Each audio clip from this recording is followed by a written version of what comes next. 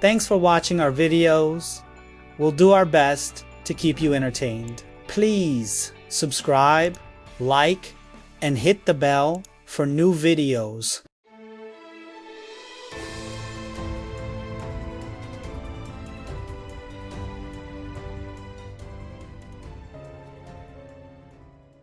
There's something magical about weddings at least that's what everyone says. The flowers, the music, the laughter of friends reunited, the sparkle in a bride's eyes as she walks toward forever. It's the moment every girl dreams about. Or is it the church was quiet that afternoon, bathed in warm golden light, rows of empty seats stretched back like silent witnesses waiting for a story to unfold. At the front, a soft melody played from a speaker one of those instrumental versions of a love song. Everyone knows, but no one admits they cry too. The air smelled faintly of roses and new beginnings. She stood at the entrance, bouquet in hand, heart pounding like a metronome ticking out the tempo of doubt, dressed in a flowing ivory rehearsal gown, her hair loosely pinned back. She looked the part of the glowing bride, but inside, she felt anything but glowing. Around her, people moved with the clumsy rhythm of rehearsal day. The best man cracked jokes with the wedding planner. Her maid of honor, always dependable, double-checked the seating chart. Her stood near the altar, chatting with the official, looking every bit the polished, reliable man everyone admired. Everything was going as planned. That's what terrified her the most. She inhaled deeply. Just a rehearsal, she reminded herself. A dry run, no pressure. When the music cued, she began walking slowly down the aisle, trying to keep her steps even, her smile soft, her mind calm. But each step brought a louder thump in her chest. Not from excitement, but from something else, something that had been growing inside her for months. A quiet unease, a whisper in the back of her mind that asked, "Is this really it?" Then it happened. As she neared the front, her heel caught on the edge of the aisle runner. She stumbled forward, bouquet flailing slightly, balance slipping. There was no time to react, and yet before she could fall, she was caught. A pair of steady arms wrapped around her waist, holding her just firmly enough to keep her upright. Her eyes shot up in surprise, locking onto the face of a stranger. He wasn't part of the wedding party, wasn't dressed like a guest, just a man who had been walking by the open door of the church and instinctively moved to help when he saw her trip. "Whoa, got you," he said gently, with the faintest of smiles. She blinked, stunned not.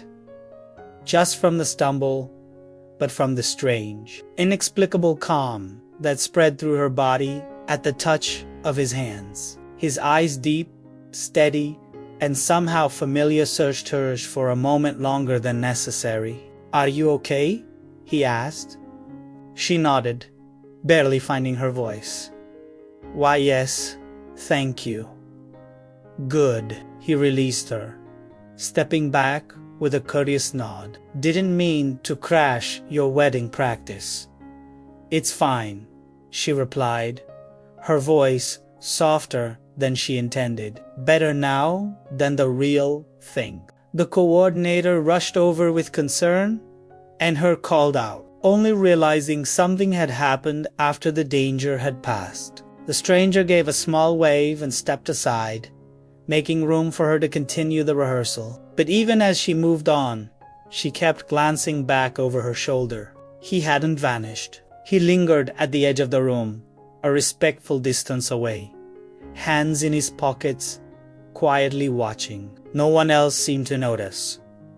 No one asked who he was. But something about that moment, about him, had already rooted itself deep within her. The rehearsal ended without any further drama. They ran through the vows, the ring exchange, the exit. Laughter echoed in the church as everyone began to file out, chattering about dinner reservations and rehearsal dinner speeches. But she was distant, her mind half anchored in another place. Outside the church, the air was cooler. The sun had dipped lower in the sky, casting long shadows on the pavement. She scanned the area, expecting to catch another glimpse of him, and there he was, leaning casually against a low wall near the garden, as if waiting for someone, or maybe nothing at all. Their eyes met again. No words, just the kind of look that says, "I'm not sure what just happened, but it meant something." She took a step forward, but before she could cross the space between them, someone called her name. Her. His voice was cheerful, oblivious. She turned instinctively. When she looked back, the stranger was gone. Later that night, while everyone laughed over wine and shared old stories around the rehearsal dinner table, she sat with a polite smile, nodding at all the right moments. But her mind wandered back to that exact second, the stumble, the arms catching her, the brief look, the safety in his voice. It was just 5 seconds. But 5 seconds can change everything. She tried to shake it off, told herself it was nerves, cold feet, a minor glitch in an otherwise perfect story. But deep down, she knew better. Those 5 seconds had unearthed something wild and unplanned, something that made her question everything she thought she wanted. And the scariest part wasn't that she'd fallen, it was that, for the first time in a long time, she hadn't felt alone. She couldn't sleep that night. The house was quiet, too quiet. Her had dropped her off hours ago after the rehearsal dinner, pressing a soft kiss to her cheek, whispering that he couldn't wait for tomorrow. He had smiled with the confidence of a man certain about his future. But she wasn't. She lay in bed, eyes wide open, staring at the ceiling while moonlight crept across the room. Her fingers traced the edge of her pillow, her thoughts tangled in loops she couldn't silence. It wasn't about the flowers or the dress. It wasn't even about her, who had never done anything wrong, at least not in any way you could point to. He was kind, reliable, smart, safe, but her heart was somewhere else. Not in the past, not even in the future. It was stuck in those 5 seconds. The fall, the arms, the eyes, the stranger. She didn't even know his name, but she could still feel the warmth of his hands, the calm in his voice, and the unshakable feeling that something had shifted inside her. He had appeared for only a moment, like a glitch in the timeline, and then vanished. But now, everything before him felt staged, flat, rehearsed. The next morning, the world moved forward as if nothing had changed. But for her, everything had. She tried to brush it off, busying herself with last-minute wedding details, confirming flowers, checking the hair schedule, answering messages from relatives arriving in town. The entire day was a flurry of obligations and expectations. And still, underneath it all, her mind whispered, "Where is he now? Who was he? And why can't I stop thinking about him?" She knew how it sounded. Illogical, absurd, falling for someone in seconds.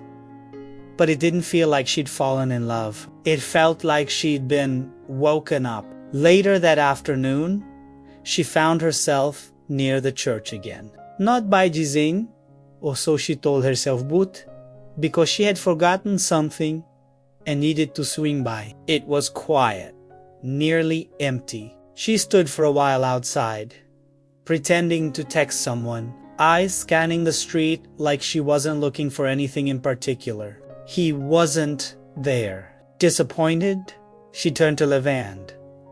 That's when she saw him across the street, sitting at a cafe table, a bouquet, hand coffee half sipped, completely unaware of the storm he had caused in someone else's life. She stopped breathing for a second. It was him. Without even realizing it, she began walking. The bell above the cafe door jingled as she stepped inside, and he looked up, almost surprised to see her as if he'd been expecting the world to keep its distance. "Hi," she said, her voice unsure. He smiled, setting the book down. "Hey, bride-to-be, right?" She laughed nervously. SU deciding. It wasn't a flirt. It wasn't a joke. It was a truth whispered in disguise, and he caught it. "Mind if I join you?" she asked. He gestured to the seat across from him. "Please." And just like that, they were no longer strangers. They spoke like old friends who hadn't seen each other in years. About everything and nothing. He told her he was just passing through town, staying a few blocks away, taking time off from work to figure out what was next. She told him, in carefully chosen words, about the wedding, about how long they'd been together, about how perfect everything looked on paper. And somehow, she ended up telling him the things she couldn't say to anyone else. "I think I'm marrying someone everyone loves, except me." She hadn't meant to say it out loud, but there it was, a naked truth on the table between them. He didn't flinch, didn't judge. Instead, he said, "Sometimes we get so good at playing the role everyone expects, we forget what we really want." She looked down at her hands. "And what if it's too late to figure that out?" He leaned forward.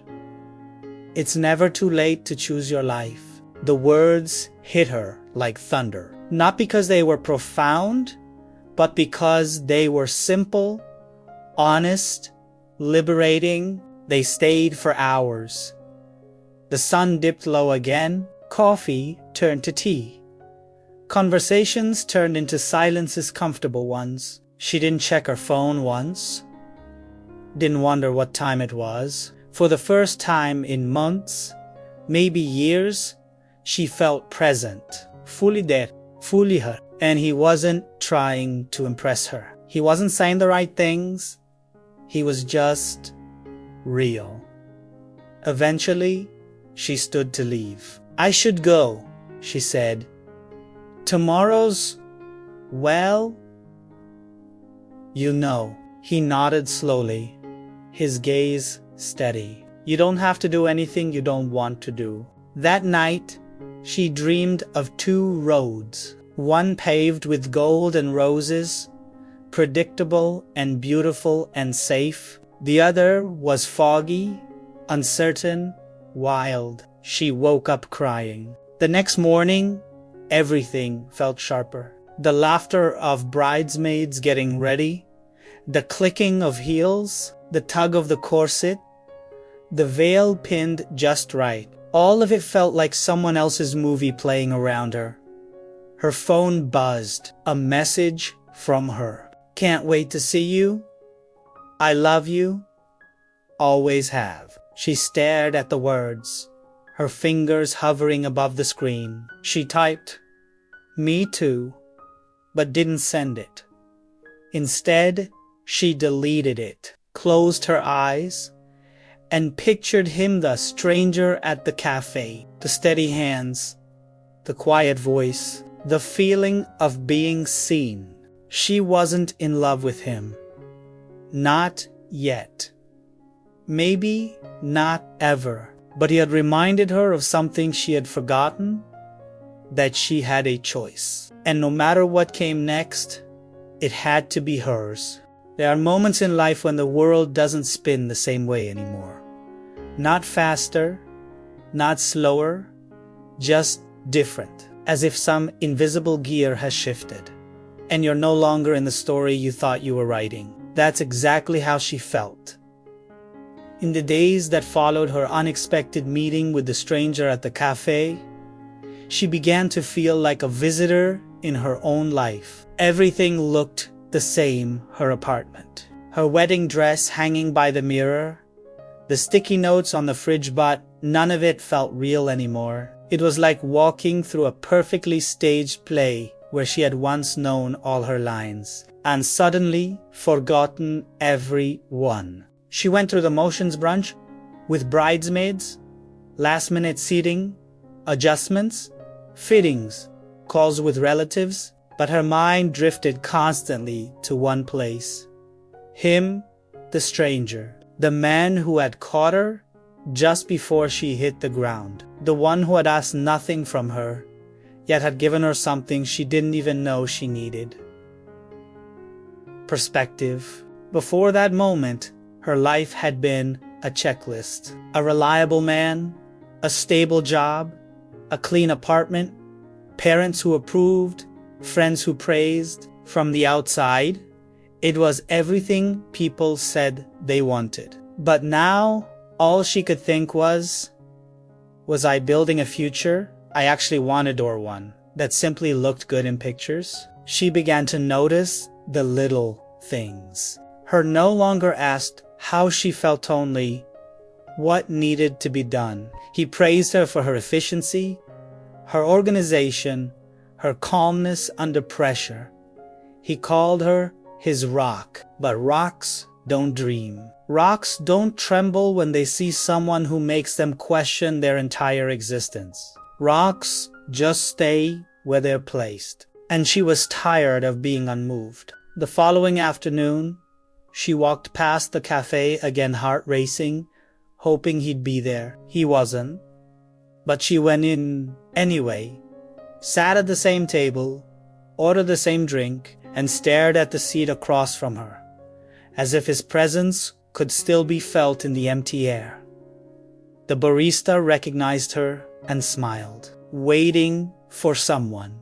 She hesitated, then said, "I don't know." After a long moment, she stood and walked out. That night, she wandered through her apartment like a ghost, picked up her wedding vows, and read them aloud. But the words felt far like something written by someone trying too hard to convince themselves. "I promise to be your forever home." Her voice cracked. The next morning, she called her mother and asked what her grandmother's wedding was like. "Simple," her mother replied. "They didn't have much. Just love."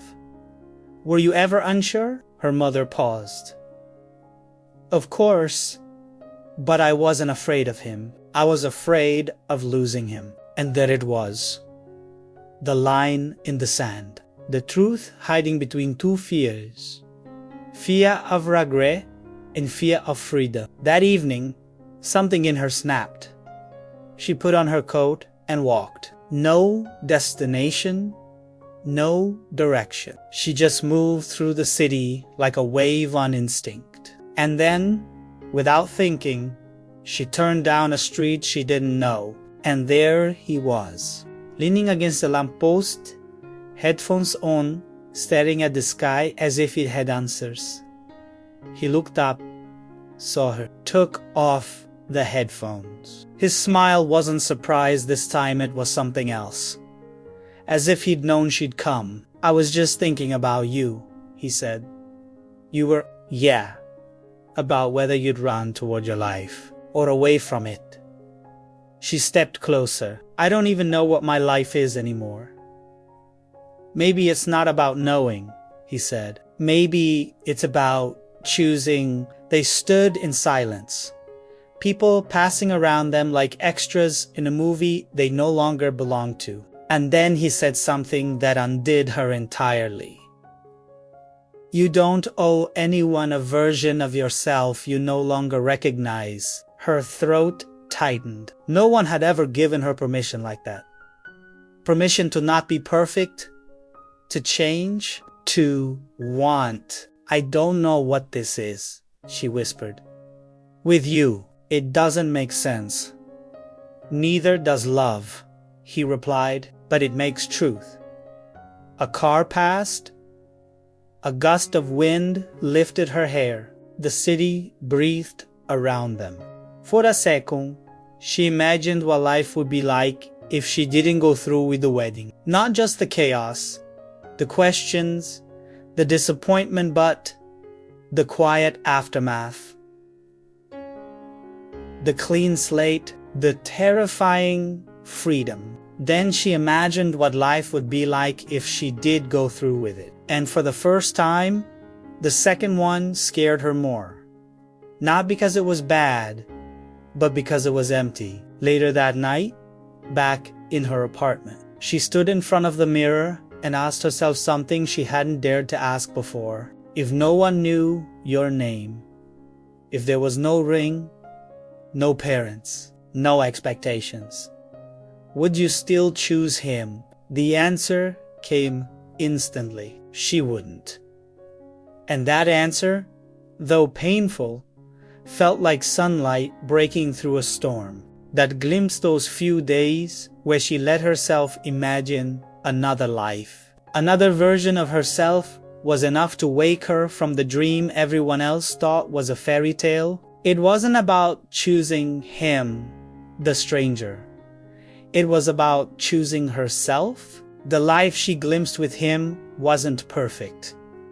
It was uncertain, messy, real, but it was hers. Some people enter your life like a soft breeze through an open window, unexpected. Quiet, but suddenly you can't imagine the room without them.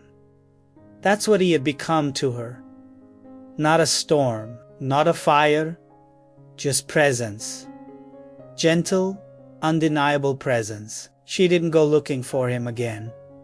Not because she didn't want to, but because she was afraid of what would happen if she did. There was something about that connection that terrified her. The way time bent around him. The way he listened without trying to fix her. The way she could be completely honest and not feel like she had to apologize for it. She didn't know what they were, but whatever it was, it felt bigger than anything she was prepared for. So she stayed away for 3 whole days. 3 long, sleepless, wandering, aching days. The wedding was now only 48 hours away.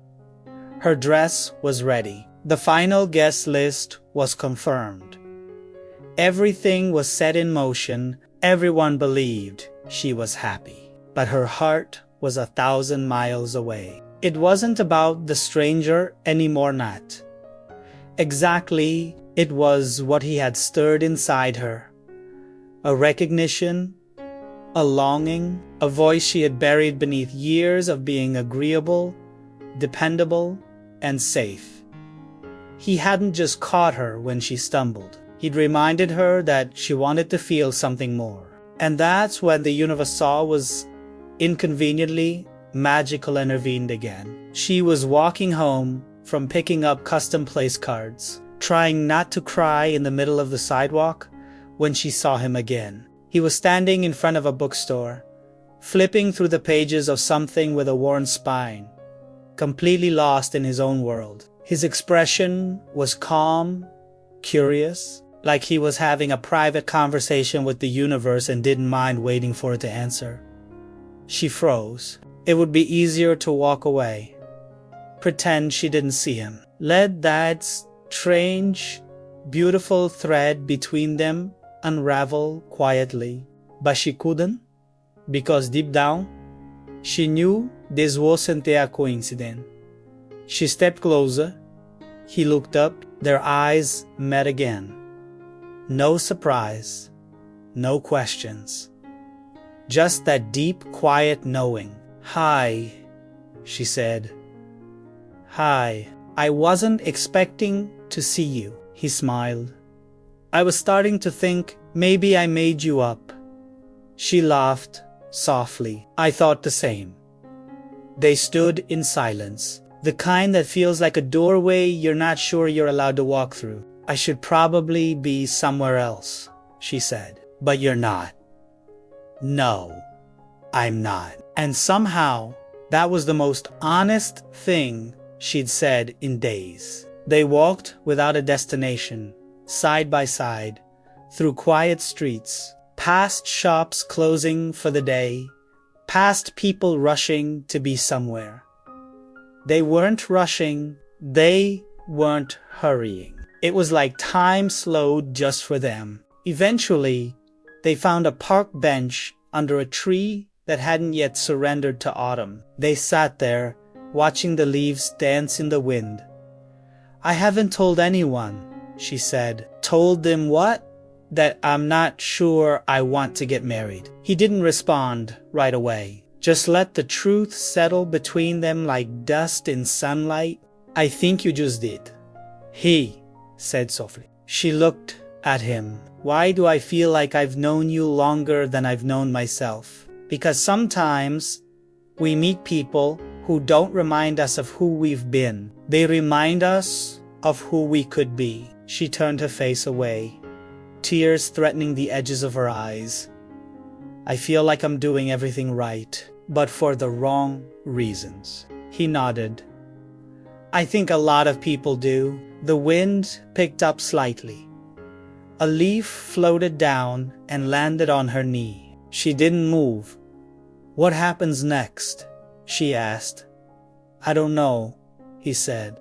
That's the beautiful part. And that terrified her more than anything else. They sat in silence for a while longer. And then she asked him the question that had been buried beneath all her others.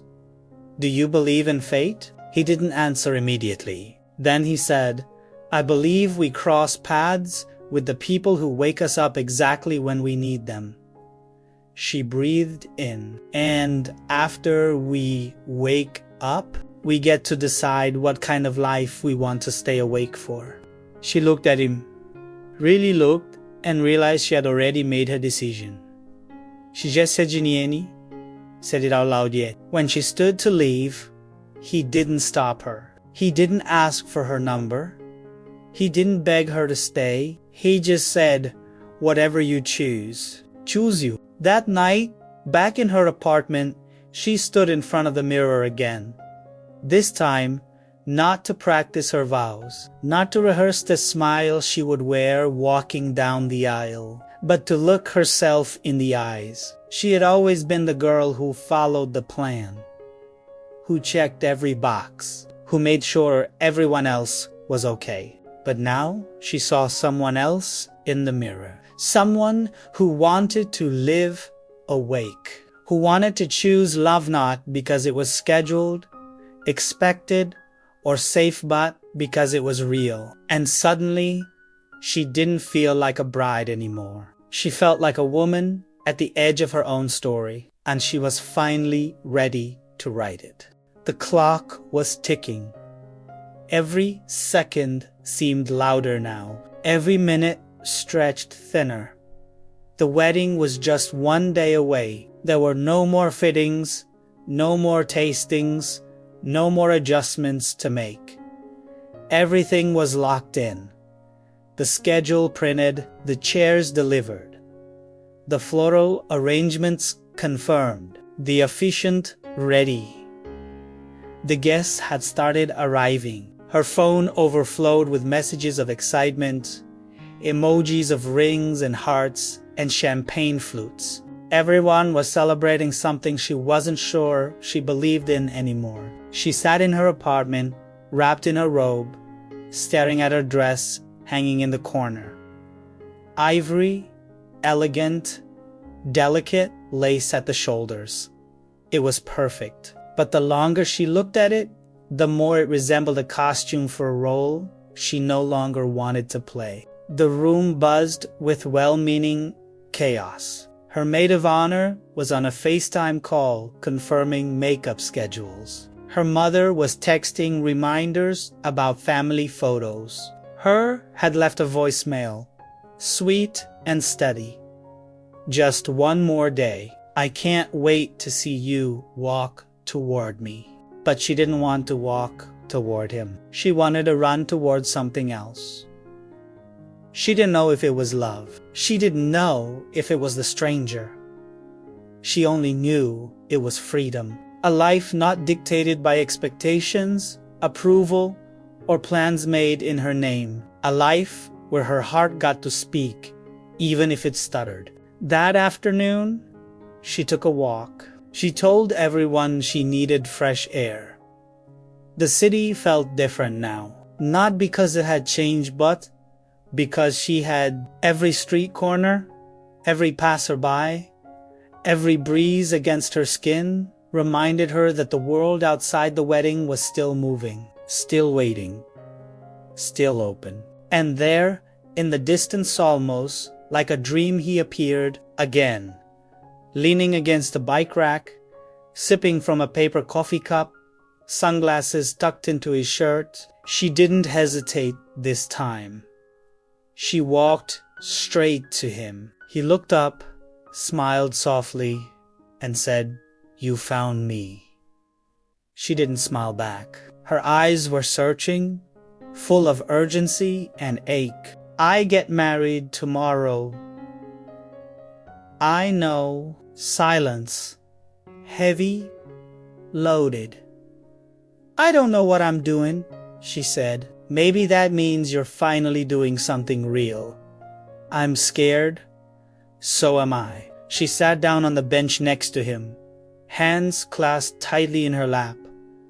"I've lived my whole life doing what was expected of me. Every step calculated. Every decision approved." He nodded, listening. "I thought love was something you earned by being the right kind of person.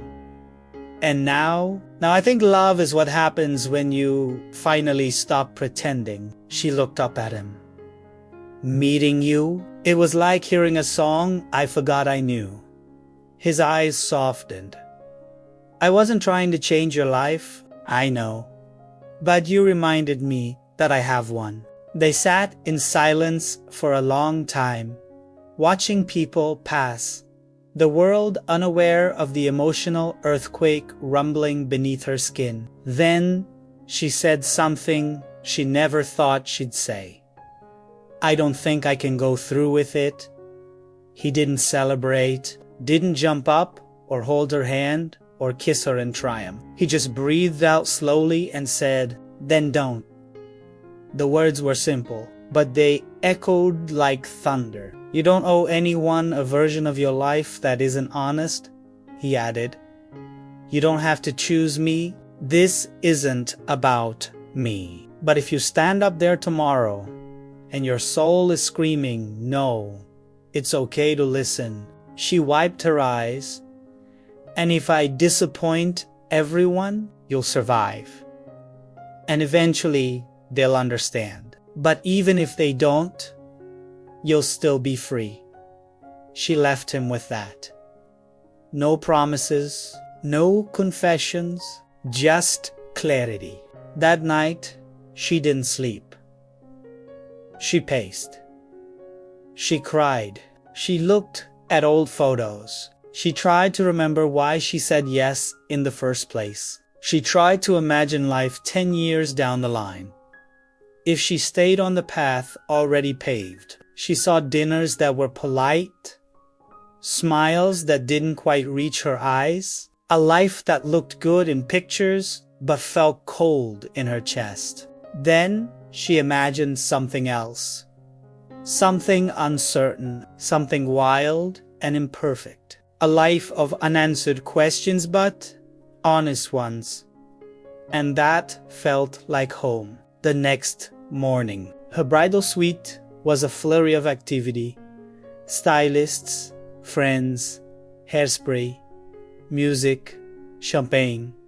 But she was quiet. She looked in the mirror as the veil was fastened and whispered to herself, "If not now," when the venue was breathtaking. The aisle was lined with candles. The guests stood as she appeared, glowing in a gown that no longer felt like a costume. Her father held her arm, whispering, "You look beautiful, She smiled faintly, but her eyes were on the altar, the man waiting for her there. The man she had almost convinced herself she loved enough. Each step felt like a countdown. 15, 14, 13. She remembered his words. Choose yourself. 10, 9. She thought of her future, her truth. 6, 5, 4. Don't go through with it if your soul is screaming, no. 3, 2. She stopped walking. Everyone looked confused. She closed her eyes and whispered, I'm sorry. Then she turned and walked back down the aisle alone. Not running, not ashamed, just free. Outside, the sky had opened up. The wind danced around her, and for the first time in years, she felt light. There was no crowd cheering, no romantic music, just the sound of her own heartbeat guiding her away from a life that didn't belong to her, toward the unknown, toward herself. 5 seconds. It doesn't sound like much.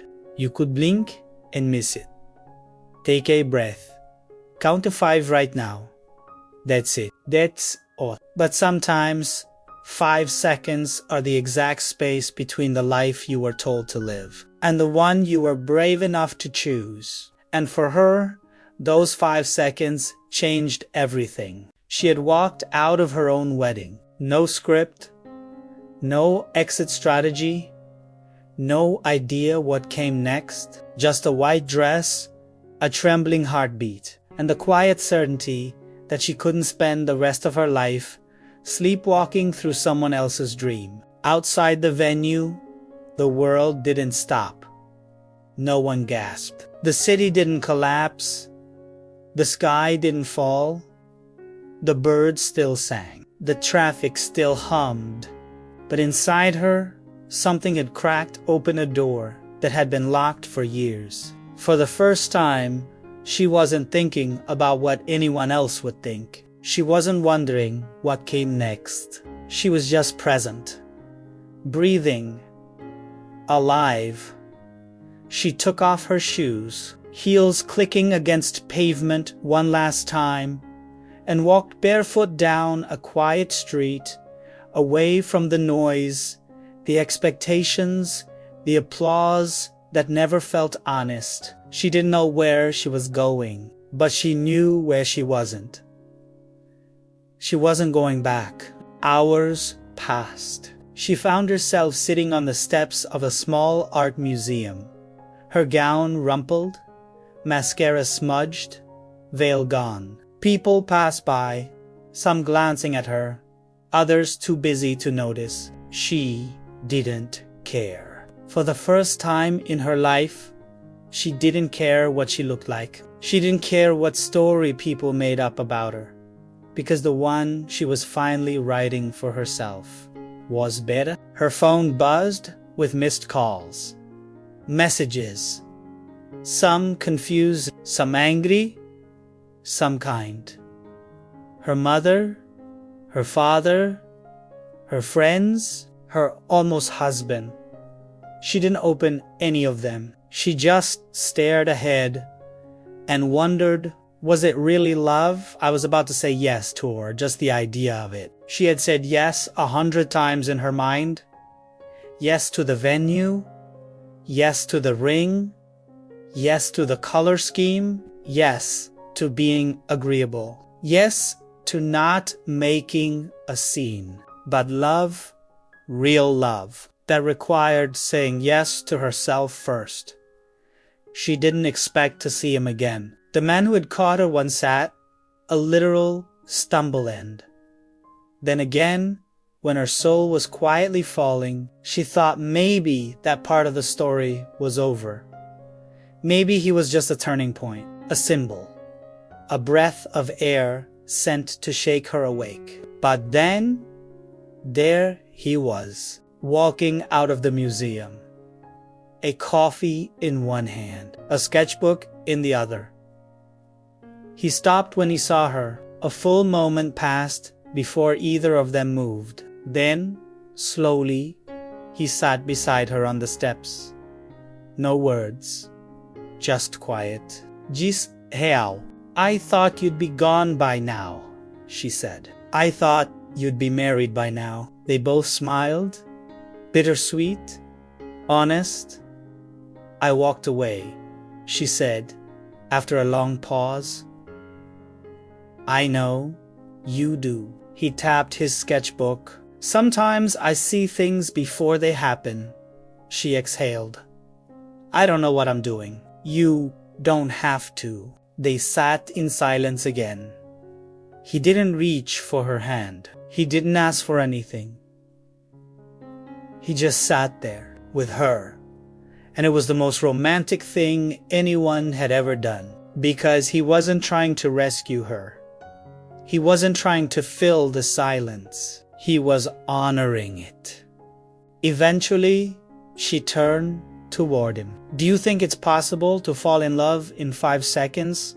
He considered it. "No," he said. "I think it takes less than that." She laughed, and it cracked something open inside her. All the tears she hadn't let fall before came freely now. Grief, relief, fear, freedom. She cried for the girl who said yes out of duty, for the woman who had spent her whole life living on autopilot, for the version of herself who had waited so long to be seen. He didn't stop her, didn't flinch, just stayed close. When she was quiet again, he said, "I'm not here to be your next chapter. I'm just glad I was there when you remembered your own voice." She looked at him, and for the first time, didn't feel pressure to define anything. This wasn't a fairy tale. This wasn't a dramatic escape into another man's arms. This was something else. This was about choosing herself, her truth, her voice. She didn't know what would happen tomorrow, or next week, or a year from now. But she knew this. She would never again say yes just to keep the peace. She would never again confuse silence for happiness. And she would never again believe that 5 seconds couldn't change a life. Because sometimes 5 seconds is all it takes to stumble, to be caught, to be seen, and to remember you were never meant to live someone else's story. She didn't get married that day, but she began something far more sacred.